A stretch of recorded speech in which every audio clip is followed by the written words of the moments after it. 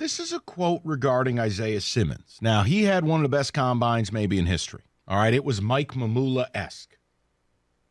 And he is a hybrid linebacker, safety. You know, we talk about positionless basketball now. This is a positionless player. This is a guy who can play multiple places.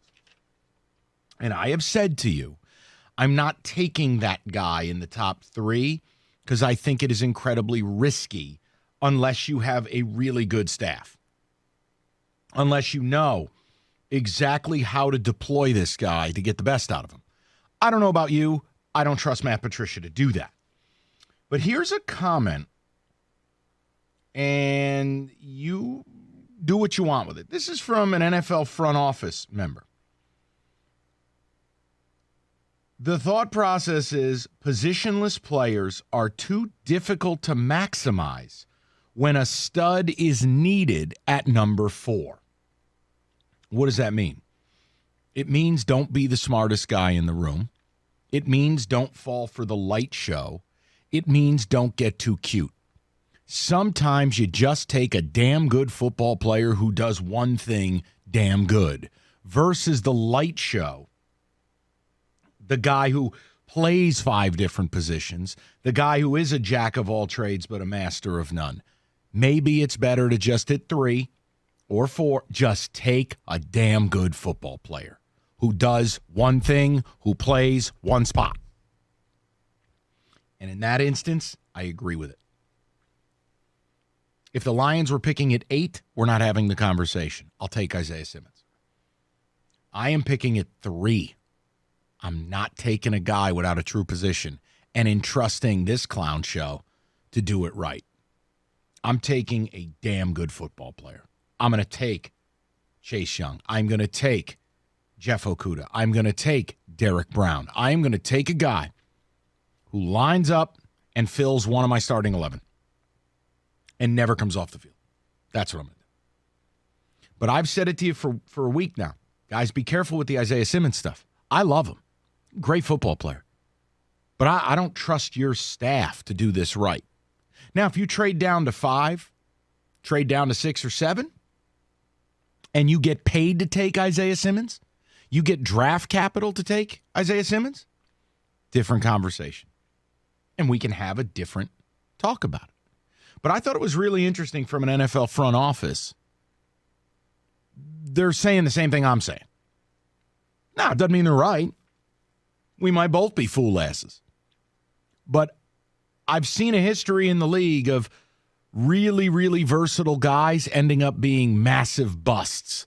It's very difficult because you get seduced by the versatility that you never get to use them in one very specific way. And then you end up just trying to do too many things with them. How about we start simple? Line up, get the quarterback. Line up, stop the run. Line up, cover that guy. I think it's very difficult, and Isaiah Simmons is going to have to be drafted by an organization that has a proven track record of being able to really develop defensive players and really create schemes around players. Like the Pittsburgh Steelers were the perfect place for Troy Polamalu. Troy Polamalu was a different guy. He lined up all over the place, did a bunch of things. He himself basically was able to do whatever he wanted to do in many given calls. If Troy Polamalu got drafted by, say, the Detroit Lions, probably out of the league in 3 years. Tyrann Mathieu, another guy like that, a very versatile guy. Was an edge rusher as a blitzer, was a nickelback, was a safety, could be in the box, was a center fielder. You got to go somewhere, knows how to use you. If Honey Badger got drafted here like I wanted, that's public record. Those shows are on the air. He may have been a bust. I think that it's really about the team who drafts Isaiah Simmons, and I really don't think you're in a position to do it. Combine aside, just something to think about. 248-539-9797. Ticket text, your opinion on that, Sully. We're kind of weaving the office email with NFL. Yeah, the office email stuff, right. I think the Isaiah Simmons situation is typical because this happens every single year at the Combine. There's some guy that John Ross or what. There's some guy that always has an incredible Combine, DK Metcalf, and then it's the talk for the next week or two. And I think it's a perfect example with Simmons. And the positionless stuff, you said that well. I don't even need to repeat or echo any of that because it's true, especially when picking it that high in the draft about drafting positionless players versus just a player who specializes in one position. But I will say, Mike, we have a ton of texts coming in right now on the email situation. My boss asked me if I thoroughly read the company email regarding the coronavirus. I told him I don't open any emails that contain the word virus. That's from Todd. We've seen way worse in history than the coronavirus. That's a fact. That's from Andrew. Listen, you could take it as downplaying. I'm just telling you, I'm not going to stop living my life, and I'm not going to live scared. And yes, I've got to get on multiple airplanes in the next 6 to 8 weeks. I'm going to do it, and I'm going to travel, and I'm going to live my life. Now, if it gets to a point where they're shutting offices and shutting schools and shutting city services, we can have a different conversation. But it's just not going to happen. It's just not. This has been happening for 6 weeks. People have already had coronavirus without ever knowing it and moved on. Like, you got to read a little bit. You got to understand what's behind the words. Yeah, something could be a pandemic without it meaning we're going to end up with tens of millions of people dead. I just don't buy that. And again, of the 108 people in the United States who have coronavirus, half of them came off the same cruise ship. I'm just not ready to stop living my life, and I don't need office emails telling me to wash my hands. My supervisor gave us a talk this morning at our morning meeting, reminding us to wash our hands and to stay home if we are sick. I mean, honestly, maybe I should use this to my advantage and just start taking random days off. Well, Mike, maybe this should speak volumes here because I know this is something you agree with. Mike, you always talk about how stupid the average American is. You, of all people, should understand why these emails must need to be sent out. Look at the stat the other day that 38% of Americans refuse to buy Corona beer because they think it's the cause of the coronavirus. That is unbelievable. These people are walking the earth. These people are real. See, what's worse, the 40% that believe you can't drink Corona, or everyone who thought that Garth Brooks was wearing a Bernie Sanders jersey when it was Barry Sanders? How incredible was that? Oh, my God. How dumb ridiculous. Do you have to be to not recognize what that was on surface and where that concert was? People were losing their minds. How dumb do you have to be? Bernie Sanders 2020. Garth Brooks is endorsing him. It's like, no, it's Barry Sanders, guys. All right. Only one of maybe the greatest running back in the history of the sport in Detroit at a concert in Detroit wearing a Lions jersey in Detroit. That was insane.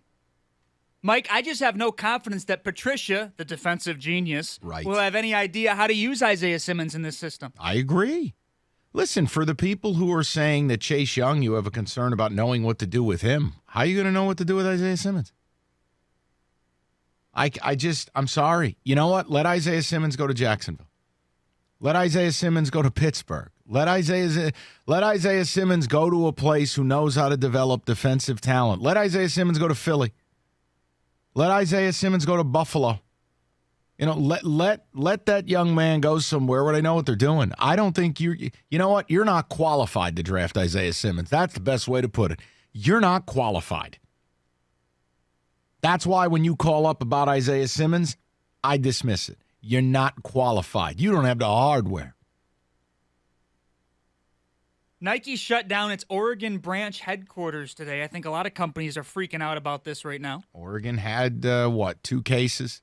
Again, I'm not telling people how to run their business. And if I had certain liability or certain moves to make, maybe I'd do the same thing. I'm just telling you as an adult, I'm not living my life any different.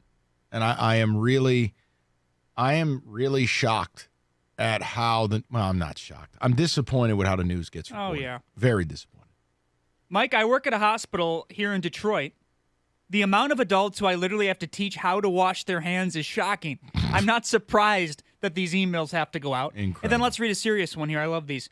How dare you guys downplay this? They said in the news that 40 to 70% of the population in the United States could come down with it. Companies are trying to limit it as much as possible. They should be doing this. Why don't you read what's behind that number and understand that it is only killing people that are already at flu risk? I mean, if you're 70 with a pre-existing lung condition, guess what? It's a serious thing. It's life-threatening. But guys, you can take something serious without going full panic mode. Again, why do you attack people like me who choose to stay calm about this, but you let people get away with open fear-mongering? Yeah. Let me read one more here about Garth Brooks. Garth Brooks went to Oklahoma State as well as Barry Sanders. And then another one. I was at the Garth Brooks concert, and it was clear as day he was wearing a Barry the Quitter Sanders jersey. Oh, boy. People are so dumb. Oh, the average American's an idiot. It's the God's honest truth. All right, the Isaiah Simmons thing is there for you. You know, don't bitch that Sully talks about email. And I'm here talking Isaiah Simmons, and you guys are out to lunch. I mean, what are you doing here? Figure it out now. 97.1.